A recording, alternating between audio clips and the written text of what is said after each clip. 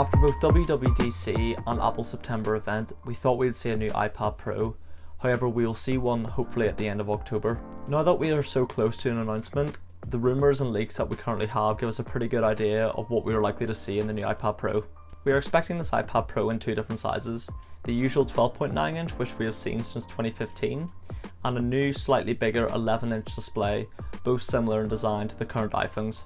This shouldn't come as too much of a surprise because one of Apple's main goals is to create a device which is similar to that of a sheet of glass. There have been some renders created from leaked dimensions which give us a pretty good idea of what we should expect, and they look really good. The first thing you'll notice is that these iPads no longer have a home button because they've been replaced by Face ID like that of the current iPhones, but I'll come back to Face ID later. You'll also see that this is basically an all-screen device with super thin bezels and surprisingly no notch. It's good Apple found a way to get rid of this because if you ever wanted to draw or write on your iPad Pro with the Apple Pencil, imagine this notch getting in your way all the time. Like imagine having a paper notebook with a notch in the side of it, it would just be really annoying. It's suspected that both the 11 and 12.9 inch panels will be LED instead of OLED, which is quite unfortunate, but Apple never let us down when it comes to displays, so I'm sure it'll be super colourful and super bright. At the bottom, and also causing a bit of controversy, will be apparently a USB-C port.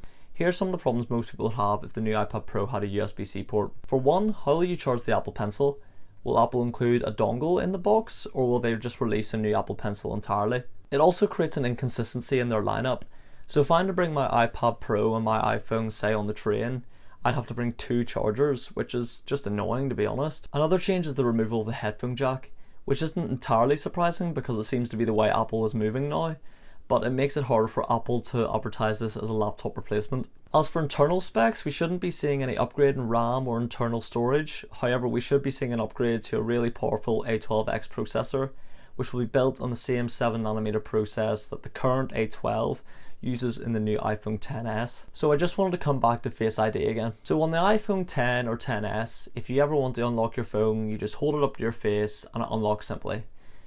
However, if you ever tried to turn the phone on its side, it wouldn't unlock because Face ID only works in the vertical position. The reason this is me and a lot of people worried is because if you can only use your Face ID in the vertical position on the iPad Pro, it becomes a serious hindrance. I'd say when it comes to most people, including myself, when it comes to using your iPad, it's in the horizontal orientation. So when it comes to unlocking Apple Pay or password autofill, you'll have to turn your iPad back into the vertical orientation just to do that. Now there was a rumour back in August suggesting that the Smart connector, which is used for Apple's smart keyboards, would be moved towards the Lightning port. The only reason Apple would do this is if they were going to make special keyboards for the vertical orientation just for this iPad, which in turn suggests that the Face ID will only work in the vertical orientation. In my opinion, this is only just one rumour and I can't ever see it come true because of the bad media it would cause.